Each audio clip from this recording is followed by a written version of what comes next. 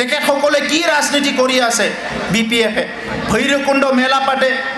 মদ ভাং খাই নাচ গান কৰে ডুইজিং ফেষ্টিভেল পাতে মদ ভাং খাই নাচ গান কৰে হিটোৱে ৰাজনীতি ইলেকশ্যন আহিলে পইচা অলপ ভাগাই দিব আগতে খুটা কম্বল ভাগাই দি আছিল খুটা কম্বল 100 টাকাৰ খুটা মানে 50 টাকাৰ কম্বল এখন কিনি আনি ৰাইজক সন্তুষ্ট কৰায় আমি ইউপিপিএলে হিটো কৰিব বিচৰা নাই এই খুটা কম্বলৰ ৰাজনীতি বন্ধ কৰাৰ কাৰণে এক বছৰত 500খন স্কুল ৰিপেয়াৰিং কৰিব পাৰিছো আমাৰ ল'ৰা ছোৱালী বৰষুণ পৰা স্কুলত ক্লাছ কৰিব লগা হৈছিল 500খন স্কুল ৰিপেয়াৰিং কৰিলো খুটা কম্বল ৰাজনীতি বন্ধ কৰাৰ কাৰণে 664খন মন্দিৰ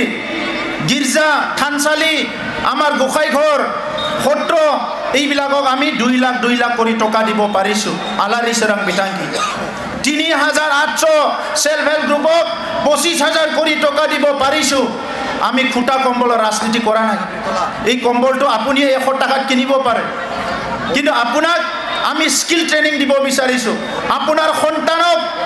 আমি মানুহ কৰিব বিচাৰিছো আৰু এই বিপিএফৰ দিনত 4 গ্ৰেড 3rd গ্ৰেড কন্ট্ৰাকচুৱেল চাকৰি হলিও 50000 1 লাখ টকা লৈ চাকৰি দিছিলে আৰু এতিয়া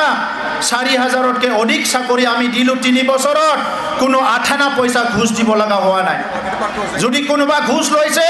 ই এজনক হাৰি যাব নোৱাৰে আমি তাৰ তদন্ত কৰাম